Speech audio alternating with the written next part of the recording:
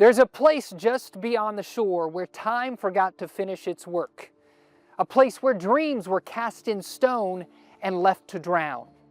Monte, a once dazzling resort and the vision of a silver-tongued politician, now a sunken legend. This place was once full of life and promise and ambition. Now, only pieces remain, scattered across stone and water, but the stories, they never sank. Some say it's haunted. Others say it's hiding something. But one thing's for sure, if you stand still long enough, you'll hear the whispers. Welcome to Whispers in the Holler.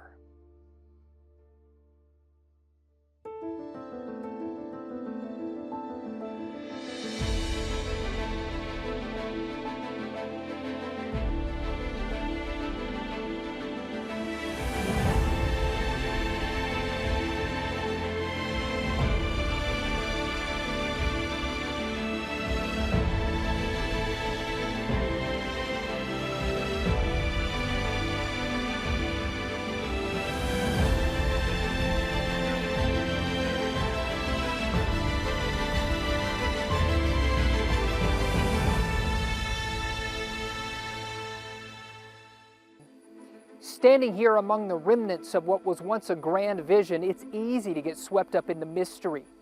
But before Monte became legend, Monte was very real and deeply rooted in the story of Northwest Arkansas. To help us separate fact from folklore, I spoke with Angie Albright from the Shiloh Museum of Ozark History. She shared how Monte rose from the imagination of one ambitious man and how its story still shapes the region today.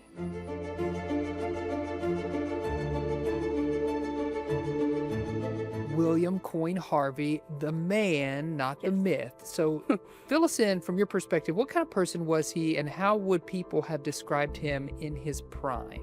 He was clearly very charismatic and he had a profound ability to persuade. And I think we don't have any recordings of him. I haven't seen a lot of descriptions of him where outside parties kind of describing what it was like to be with him. But he managed to get people to invest in sometimes crazy ideas, sometimes great ideas.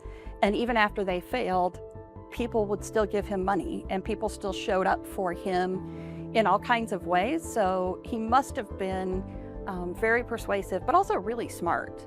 He wrote bestsellers about money, but he couldn't seem to hold on to any of his own. How do you explain that disconnect? That's a great question, and to me that's the most intriguing part of his character and who he was that ability to persuade, and yet, and he writes a very popular book in 1894 that's very nationally bestseller and all of that, but he could never hang on to any of his own money. And you know, there are idea people in this world and there are implementers in this world, and I think he was a good idea person, but I don't know that he always knew how to implement things, because the same thing happened to him with similar projects in Colorado and Utah. And he had these great ideas for entertainment, they went really well, and then they would be wiped out. Does he strike you as someone who did have great ideas, but also thought that he was an implementer at the same time? Yes, so he feels like he understands one particular area, this economy and the whole thing about silver and the and coinage and that kind of thing. But I think underneath it all, he didn't really understand how communities grow and work. And we have lots of planned communities here in Northwest Arkansas. We have Bella Vista and Holiday Island. And for some reason, those places worked and this place didn't. Yeah. And as a resort, those places have also worked, and this one didn't. So I think underneath some of that creativity was a lack of understanding about how community works and what it means to organically build a society.